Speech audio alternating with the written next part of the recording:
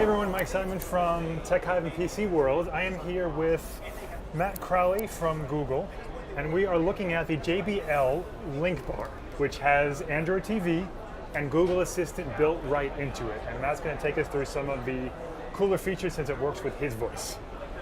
Great, welcome. So what I want to first jump into is we can switch inputs with our voice. So, hey Google, switch to PlayStation. So you don't even have to say HDMI 1 or 2, you can just switch to the actual device. Exactly. That's awesome. Yeah, and so as you can see, it's PlayStation. So within PlayStation, I still have the assistant. Hey Google, what's on my agenda? So you get the overlay of the assistant on top of the PlayStation. Yeah, so that whole interface is new. Previously that only worked with Android TV, obviously, so now if you're watching TV with your cable box or you're playing PlayStation or Xbox or whatever, it'll kind of interrupt what you're doing, show you what's going on, get rid of it when you're ready to go back, and you don't have to go back and forth or pick up your phone or any of that stuff. So that's another cool feature they bring into this. And then I can deep link into a movie from here. So like I'm doing PlayStation. Hey Google, play Star Trek Beyond on Hulu. So now what it's doing is it's jumping out of PlayStation HDMI, it's going into Hulu and playing this movie.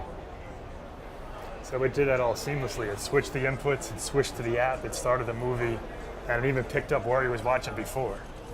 All without picking up a remote or having to fiddle with connections or anything like that. And it also works just as a straight up Google Home Assistant speaker. Yes, let me show you that. Hey Google, turn the TV off. Hey Google, play Lady Gaga on Pandora. I can use the buttons on the device, turn the music.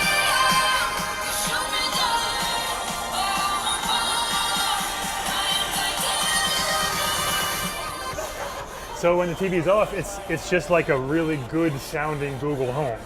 You can ask it to play music, you can ask it for questions, you can ask it to, what's my day like, what's the weather like. It's always listening to you. You can control the volume at the top, and there's a handy little switch if you don't want it listening to you anymore, or a bunch of people come over, you don't want them playing with it, turn it off, and it's just a soundbar with Android TV. So I think that we touched on all the features. Yep. It comes out in fall 2018. It will be running Android P when it comes out, which is nice. It's going to have an optional subwoofer, but we don't know anything about pricing or anything about wattage or anything, but we'll learn that closer to the release, as well as what kind of storage and the RAM that's all inside it, but it will be a competitively priced soundbar for your living room that does everything you want it to do.